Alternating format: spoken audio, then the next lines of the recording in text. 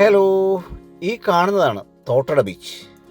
നമ്മളിപ്പോൾ ഉള്ളത് കണ്ണൂരാണ്. കണ്ണൂർ ജില്ലയിലെ ഒരു ഫേമസ് ആയിട്ടുള്ള ഒരു പ്രൈവറ്റ് ബീച്ചാണ് ഈ കാണുന്ന തോട്ടട ബീച്ച്.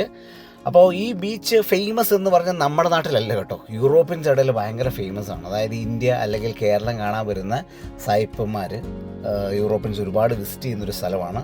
അതുപോലെ തന്നെ എന്താ പറയുക, ബാംഗ്ലൂരൊക്കെ ഉള്ള IT മേഖലയിലൊക്കെ ഉള്ള ചെറുപ്പക്കാരുടെ ഇടയിലും വളരെ ഫേമസ് ആണ് ഈ ബീച്ച്. എന്താ പറയുക, വളരെ പ്രൈവറ്റായിട്ട് നമുക്ക് വന്ന് എൻജോയ് ചെയ്യാൻ പറ്റുന്ന ഒരു ബീച്ചാണ്. അതായത് ഒരുപാട് ആളുകളൊന്നും അങ്ങനെ ലോക്കലായിട്ടുള്ള ഈ നാട്ടുകാരൊന്നും അധികം വിസിറ്റ് ചെയ്യാത്തൊരു ബീച്ചാണിത്.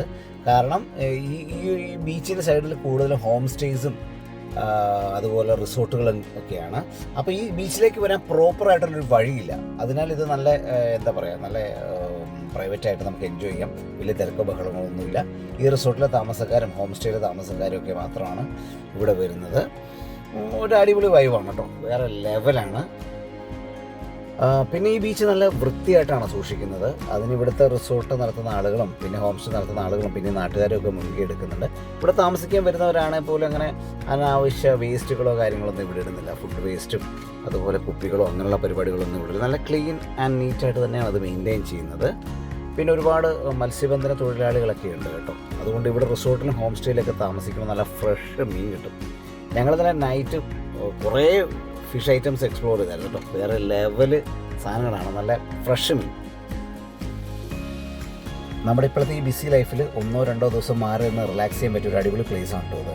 എന്താ പറയുക, സമാധാനമായിട്ട് വന്ന് നിന്ന് നല്ല സീ ഫുഡ് ഐറ്റംസൊക്കെ ട്രൈ ചെയ്ത് നല്ല കടലൊക്കെ കണ്ട് എന്താ പറയുക, കടലിൽ കുളിച്ച് എൻജോയ് ചെയ്യാൻ പറ്റുന്ന ഒരു സ്ഥലമാണ്, ഒരു അടിപൊളി സ്ഥലമാണ്.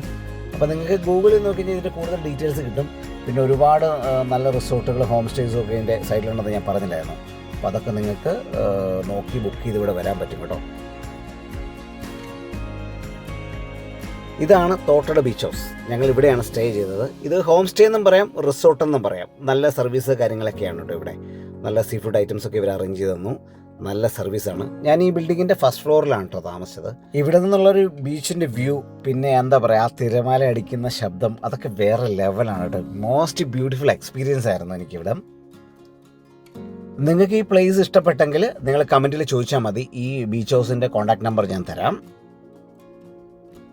അപ്പോൾ തൽക്കാലം നിർത്തുന്നു. പുതിയൊരു ട്രാവൽ വീഡിയോ ആയിട്ട് അടുത്ത പ്രാവശ്യം കാണാം. അതുവരെ ബായ്.